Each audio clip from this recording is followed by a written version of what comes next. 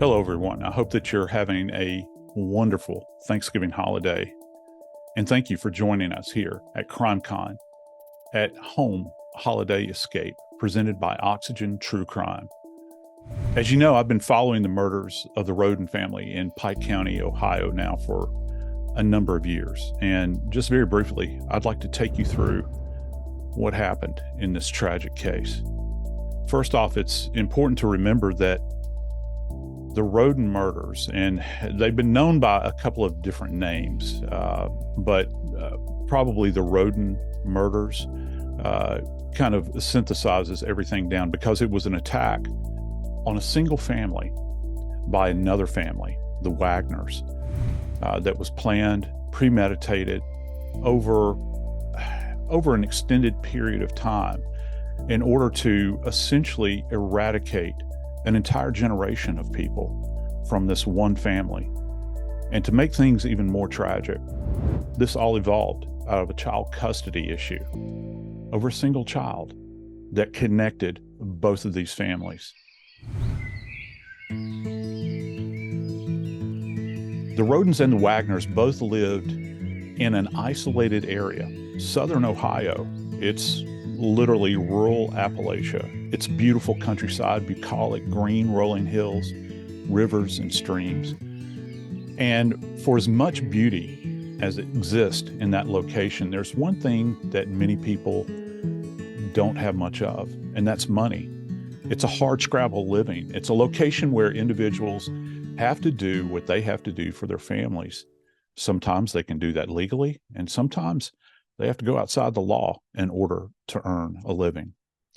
The Roden murders, or as they've also been known, the Pike County Massacre,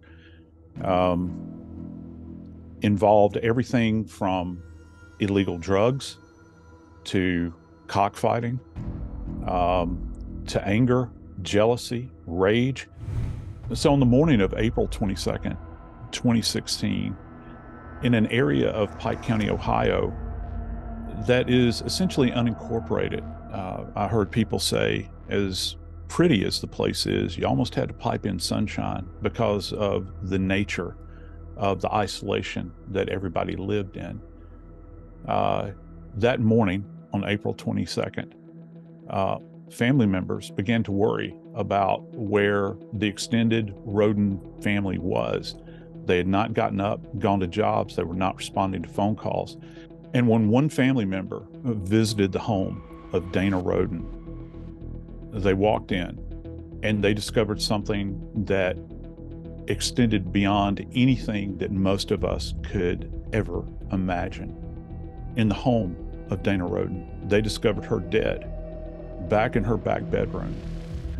And that set in motion one of the largest homicide investigations in the history of the state of Ohio, because it wasn't just Dana that died that night in her home. It was 8 others. And what makes this particularly interesting and complex is the fact that all of these homicides took place in one night in 4 different locations in an area so isolated that there had to be more than one person conducting these executions. And make no mistake, that's what they are. As these crimes began to unfold and begin to be examined, some interesting things came to light relative to the thoughts of locals as well as the local police departments that were involved in this investigation. At first, it was put forward that perhaps a drug cartel had come in and eradicated the entire family. But here's the problem. The entire family wasn't eradicated. There were 3 small children that were left alive. As a matter of fact, there was a newborn child that was left adjacent to his deceased mother's body and seemingly placed immediately adjacent to her exposed breast so that that child could nurse during the night after its mother had been executed. This led the authorities on a wild ride, and The ride to this day is still going on. As a forensic scientist, it gave me pause when I suddenly began to appreciate the expanse of what the police were having to do here. Just when you take a look, for instance, simply at the drone footage of this scene, you have interconnected properties that extend yards and yards off of the little road that some of these homes were positioned on. And there are old rusted out cars all on these properties. You had multiple outbuildings that apparently had surveillance equipment hooked up to them, and later found out that the hard drives were missing out of one in particular, which goes to the idea of planning in this particular case. The volume of evidence that was going to have to be considered in this case was something that at that moment in time, the police, I don't think, knew what they had to do. But here is one other point relative to this case that makes it stand out among all others that I've ever covered in the media. And it's the fact that each one of these scenes took place in a mobile home. Now, there are 4 of these movable homes.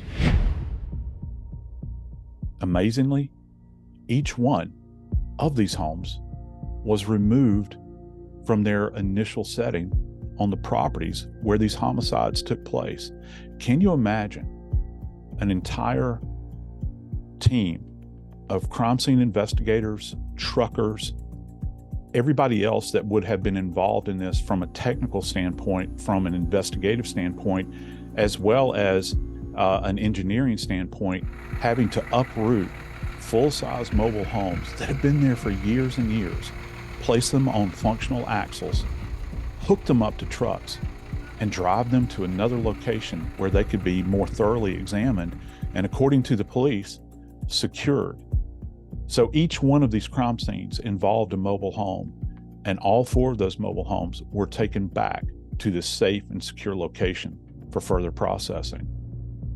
This octuple, 8-person homicide took over 3 years to investigate, and it led the local police as well as the state police, with assistance from the federal government, to locations in rural Appalachia, in Ohio, to Canada, where the Wagner family, who were the primary suspects in this case, had crossed the border, and finally wound up in Alaska, where investigators had to track them down up there and sit and talk with them for hours and hours and hours before they were satisfied that the Wagners were in fact the perpetrators. And it was only when the Wagners decided to return back to the lower 48 that they were finally arrested and put on trial. In all my years as a forensic scientist and medical legal death investigator in 2 major cities in the United States, I don't ever recall working a case that was not just so detailed and complicated, complex, but I to the best of my recollection, I don't recall anything that was quite as gruesome or heartbreaking as this case was. Because what we have found out in the course of a couple of trials now related to the Rodens massacre was that these children that were left behind, when they were recovered, they were bathed in blood, the blood of the victims, 3 of them. 3 of these children were left alone in the homes with these bodies after they had been executed in the middle of the night. It's hard to take the measure of it because this is the largest crime scene investigation in the history of Ohio homicide investigations. And in addition to that, they had to deal with 4 crime scenes over the course of one night. You had 8 victims, 4 locations, 3 babies left alive at the scene. And, you know, as far as I was concerned, when I first began to review the case files, I knew from the beginning that this was overkill. that this was something that was very personal, that this is something that had nothing to do with some kind of organized crime, drug cartel. This was something that was very, very personal. At this point, there's still one more trial left to go. And hopefully, at the conclusion of that trial, the Rodens and all of their family members will receive the justice that they so richly deserve. There's so much more to this tragic tale. I hope that you'll join me tonight for the world premiere of the Pike County Murders, A Family Massacre, on the Oxygen Network. It's a 3-part docuseries. And also, don't forget, please join me, Joseph Scott Morgan, on Body Bags with Joseph Scott Morgan on Apple and iHeart. Thanks again, and happy holidays.